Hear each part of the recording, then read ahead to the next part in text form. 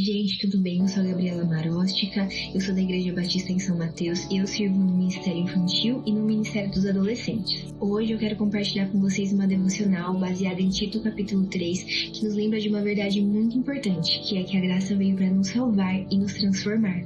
Paulo, ele começa a carta orientando a todos os cristãos, orientando os cristãos a serem mansos, humildes, a eles serem pacíficos, a serem prontos para toda boa obra e fugirem de fofoca. E aí ele fala também sobre como nós éramos antes de Cristo, que nós éramos insensatos e desobedientes, mas o foco principal da carta não é isso, não é o nosso passado, não é quem nós somos, mas sim quem Deus é, o que Ele fez na nossa vida e o que Ele continua fazendo em nossas vidas. Em Tito capítulo 3, versículo 4 e 5 diz: "Mas quando se manifestou a bondade de Deus, nosso Salvador, e seu amor para com todos, não por obra de justiça praticada por nós, mas segundo a sua misericórdia, Ele nos salvou."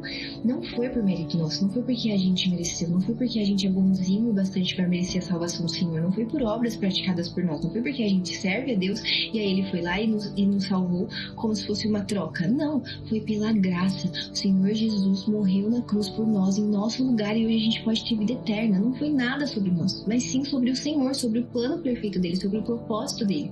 Não é sobre nós, é sobre a graça e misericórdia do Senhor Jesus e sobre a misericórdia do Senhor Deus, que deu seu único Filho para morrer na cruz por nós. E agora, como filhos e filhas transformados, nós somos chamados para viver essa graça no nosso dia a dia, na nossa rotina. Não dá para aceitar essa graça e continuar vivendo como se nada tivesse acontecido, como se nada tivesse mudado. A graça não é só um presente, ela é um convite para uma nova vida. E a gente não pode simplesmente ignorar isso e continuar vivendo com os nossos desejos, porque agora quem é o dono do nosso coração, quem é a nossa maior paixão e nossa prioridade é o Senhor Jesus. No final desse capítulo, Paulo ainda diz que a gente deve evitar as discussões tolas, as conversas inúteis e as brigas que não fazem sentido. Ou seja, quem vive pela graça vive com propósito, humildade e paz. A nossa vida deve ser reflexo da bondade que a gente recebe do Senhor.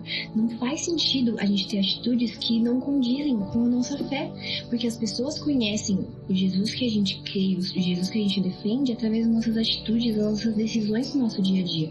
Então, se a gente não está fazendo isso, a gente está dando um testemunho falso de quem Deus é. Será que a gente realmente tem vivido quem o Senhor é em totalidade na nossa vida? Será que a gente tem sido testemunho vivo do Cristo que vive por nós e morreu na cruz por nós e ressuscitou? Então, o Senhor, Ele quer nos lembrar dessa verdade, para que a gente realmente viva essa verdade. Você foi alcançado pela graça, você é filho amado do Senhor. Essa é a verdade sobre a sua vida. Então, viva uma vida que seja reflexo dessa bondade e dessa misericórdia do Senhor. Não volte à velha vida, não volte aos velhos hábitos, não trate a fé como algo superficial ou como se só fosse um estilo de vida. Você foi lavado, renovado, transformado e foi chamado para viver de forma diferente. Você foi chamado para viver uma vida onde o Senhor é o personagem principal da história e nós somos meros coadjuvantes. E glória a Deus por isso. Glória a Deus que a gente pode participar da obra dele e participar do propósito dele nessa terra. Que o Senhor nos ajude a realmente andar em paz, obediência e humildade, sendo testemunhas do teu amor. Que a gente possa realmente viver essa verdade em nossas vidas. Deus abençoe a todos.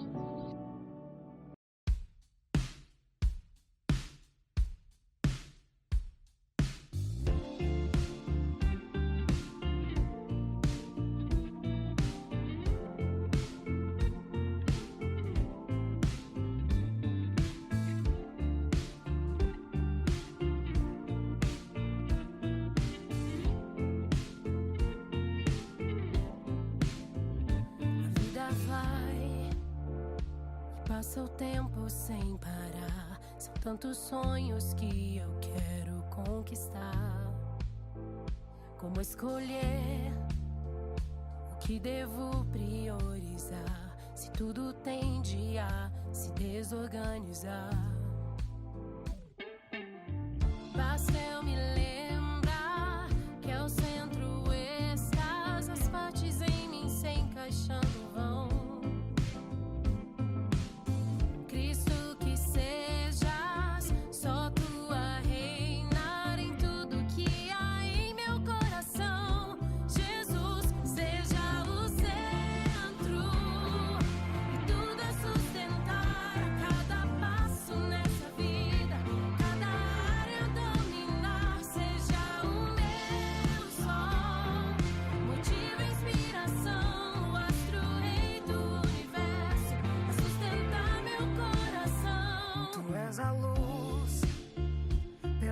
Posso o mundo ver, e mesmo podes cuidar e todo o resto acrescentar. Se ao teu reino, Pai, primeiro eu buscar. Se na palavra eu me orientar, teu reino aqui será minha razão. Cristo, que sejas só tua reina em tudo que há em meu coração. Jesus seja o centro e tudo a sustentar cada passo nessa vida, cada área dominar. Seja o meu sol, motivo, inspiração, o astro, rei do universo, a sustentar meu coração. Que seja Jesus, seja o centro. Que seja Jesus, seja o centro.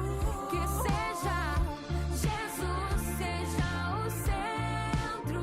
Que seja Jesus, seja o centro.